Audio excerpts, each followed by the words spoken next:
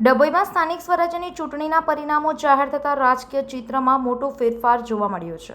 ડભોઈ નગરપાલિકાની 36 બેઠકોમાંથી કોંગ્રેસે 21 બેઠકો જીતી બોર્ડ રચવાની સ્થિતિ મજબૂત કરી છે, જ્યારે ભાજપને માત્ર 15 બેઠકો મળી છે।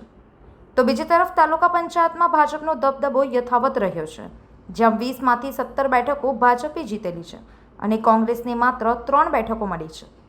જિલ્લા પંચાયતની ચાંદોદ, કાયાવરોહણ, થુવાવી અને સિમડિયા સહિત તમામ 4 બેઠકો પર ભાજપે વિજય મેળવ્યો છે। આ પરિણામોથી સ્પષ્ટ થાય છે કે ડભોઈ નગરપાલિકામાં 3 ટર્મ બાદ ફરી કોંગ્રેસનું બોર્ડ બનશે, જ્યારે તાલુકા અને જિલ્લા પંચાયતમાં ભાજપનું પ્રભુત્વ યથાવત રહ્યું છે। ડભોઈથી નિરંજન ચૌહાણ સાથે B1 ન્યૂઝ, વડોદરા।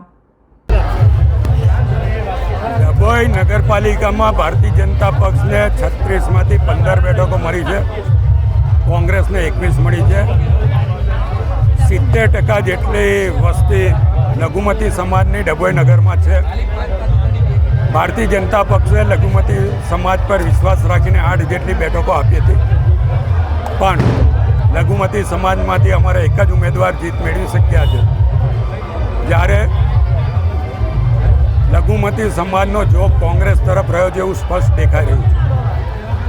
જ્યારે ડભોઈ તાલુકામાં તાલુકા પંચાયતની 20 બેઠકો છે, એમાંથી 17 બેઠક પર ભારતીય જનતા પક્ષનો વિજય થયો છે, ફક્ત 3 બેઠક પર કોંગ્રેસ પક્ષનો વિજય થયો છે, અને જિલ્લા પંચાયતની 4 બેઠકો ભારતીય જનતા પક્ષનો વિજય થયો છે।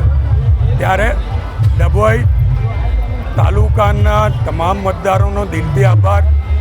ડભોઈ નગરમાં પણ જે લોકોએ ભારતીય જનતા પક્ષ પર વિશ્વાસ મૂક્યો છે એ તમામ મતદારોને ખાતરી આપીએ છીએ કે ભારતીય જનતા પક્ષ પર જે આપે ભરોસો રાખ્યો છે એ ભરોસાને અનુરૂપ ભારતીય જનતા પક્ષ કામગીરી કરશે।